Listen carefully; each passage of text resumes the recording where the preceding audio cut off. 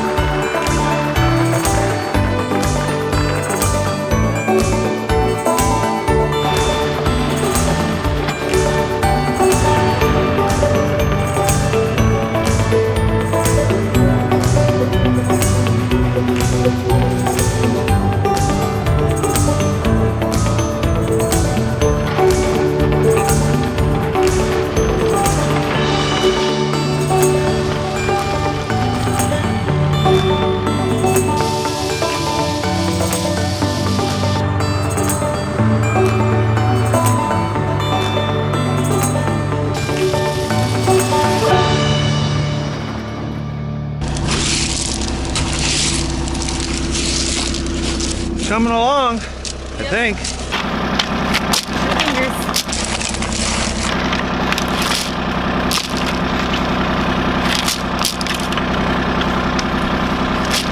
Pretty good.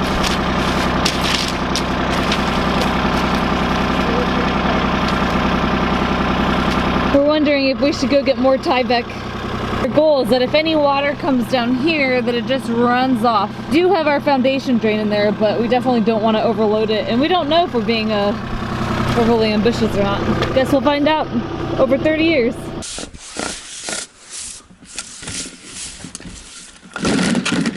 Do you prefer mud or hot? I actually prefer mud. So this was my fear. This has been coiled up. You like the poly, this is its new shape. It doesn't want to be any other shape. It's not even going to want to uncoil. Nope. Idea if this stuff can be heated, Yep, torch it, we may have to. get into submission. A lot of torching.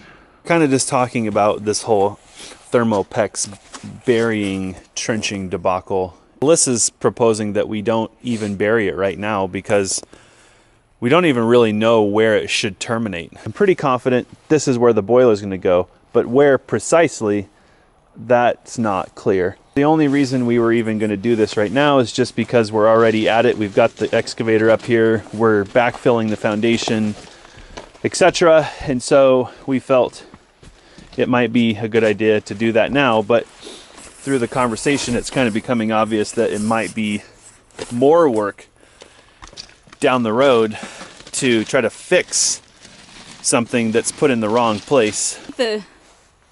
There's two methods when it comes to home building, and I think the best method is a combination between the two. Yeah. One is planning ahead, 10 steps ahead all the time. Yep. So we planned ahead and we put in our water system. We said, I think this is where the house is going to go. Yeah. And I was a little worried because I'm like, well, what if the house doesn't go there? We're screwed. Yep. And I was worried about building our hot tub deck there because I knew that we were going to have to put the house on one side or the other, but it wasn't an option to put it where the hot tub deck was. And I didn't Right. want to take it down. But both of those, they worked out. We Yeah. always knew the house was going to go here. But in this case, we're planning 10 steps ahead and may or may not happen that way. Really not confident. But the other Yeah. option is to be reactive to everything. and never doing anything until you're building permanent, never looking ahead because you never know what the future holds. There's a couple of different building strategies. Like one I would call organic. It's very like, what do I need right now? And you build that right now. And when you get all done, it kind of looks like a Picasso, because a lot of the building is done very like here and now in the moment. And it works. It gets the job done, keeps you dry, warm, fed, secure, whatever. But when you're building a structure this size, you really can't be kind of backpedaling, and you can't just fix something. Like moving the water system would clearly be a complete tragedy. The hot tub deck would make us cry, but we could do it. And burying a new piece of Thermopex wouldn't be a tragedy, but it would suck. So yeah, there's definitely a balance. And I feel like one of the struggles we've had with this project is that I feel like we're always kind of behind a little bit on planning. And so there's a lot of very last minute decision making, which really sucks. Because there's so much stress. You don't really have time to stop and think about it and weigh out the pros and cons. It's very like, it's got to be done by Friday. What are we going to do? Well, and you can't plan everything in advance. I don't feel that. You'll never build your house. No, you can't plan. And a lot of things you don't realize are an issue until they're an issue. So the planning in the world, guess what? Like, it's not going to happen that way. So it's a combination between reacting and planning. In all fairness and honesty, we don't even know if we'll have a wood boiler in the next 5 years. We don't actually know that. It's not on order. We haven't purchased it. We don't even have the radiant system hooked up yet. We don't even have a roof yet. Yeah. Why you need me is because you're the planner and I'm not the planner, and together we make a perfect harmony building a house. Yeah. So I think we're in agreement. Let's cap this Thermopex sleeve. That will actually make this project easier. That's not why we're doing it. We're not doing it because we don't want to get it done. It just doesn't seem like it's wise at this point. It isn't wise. I would say the odds are against us for not digging this up again. Statistically, we will have to redo the whole thing. Yes, we have to do a supply run. We want to put some more Tyvek over the drain rock because we trimmed the Tyvek yesterday. We're going to steal this one for now. Ooh, want rocks in there. That's for shizzle nizzle. I'm hitting some rock and it's all ripping.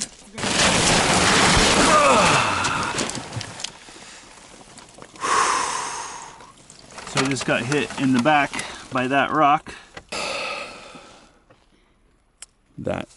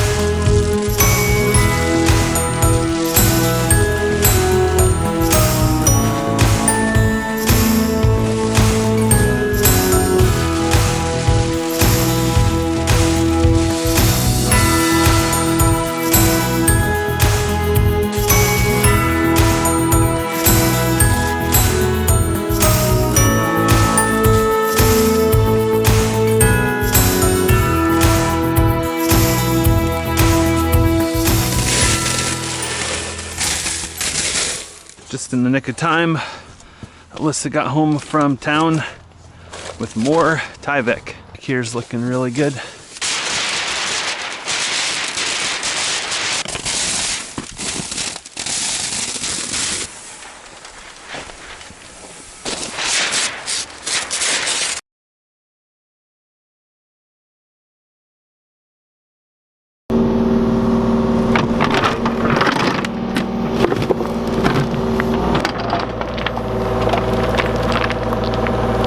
Jesse and I just carried probably 15 buckets each through this swamp. Some of you have been asking why we didn't use our native soil to bring the height of the slab up in our house. We actually spent quite a bit of money to have other material brought in, and the reason is because clearly this soil right here has a high clay content and it holds water, and that's really not what you want under your slab.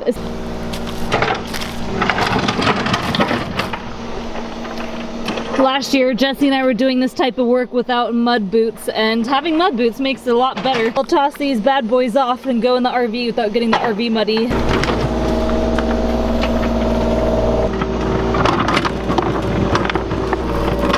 So I think I'm gonna go work on my own thing, and I'll check back on Jesse in a little bit. Ah, you got it.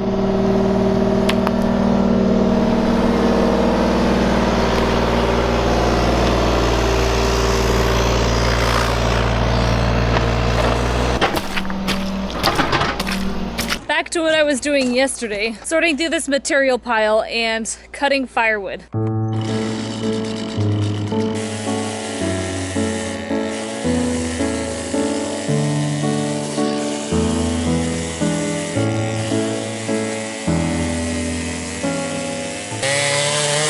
This isn't cutting very well. I suspect it needs sharpened. Sawdust coming out is extremely fine.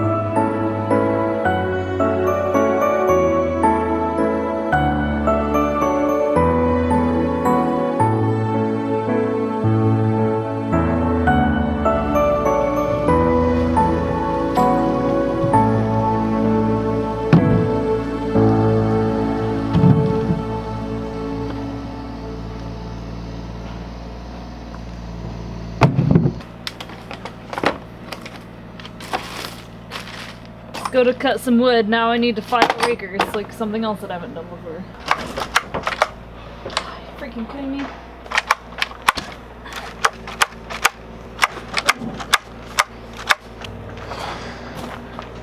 How does it look? Kind of just feel the saw really quick here. If you notice, when you saw slowly, it seems like it's cutting. Did you see that? I don't saw slowly. Right.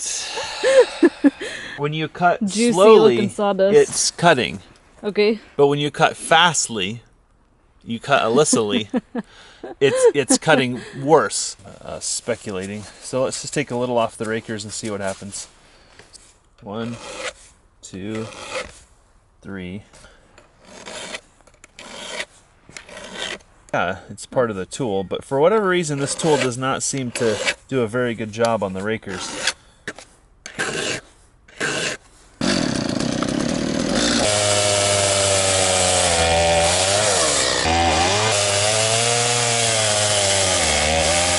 I think it's cutting okay. Kind of hard wood. It's been sitting out for a while. It's pretty dry. I hear Bugaboo over there inspecting your work already.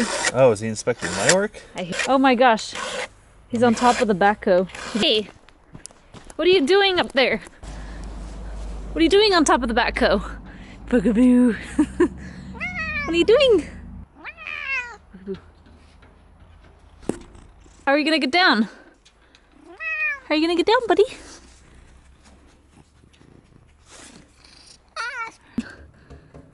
Drink.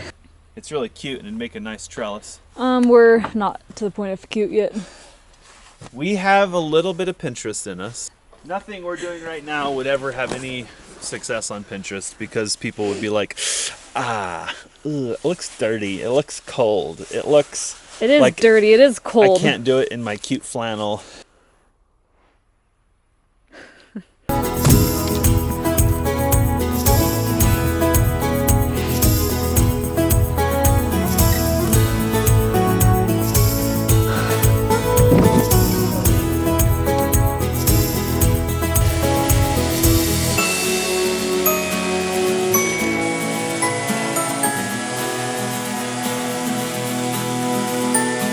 Hey, are you gonna help me gas this thing up or what? Are you good at running a backhoe, Bugaboo? Are you? Okay, let's gas it up. Yeah, I have to backfill the house.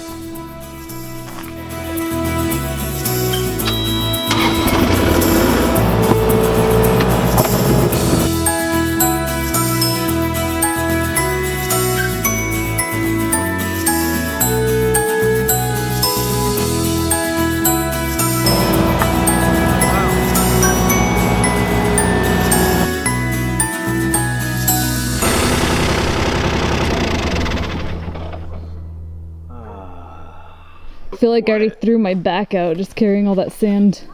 Yeah, the sand sucked.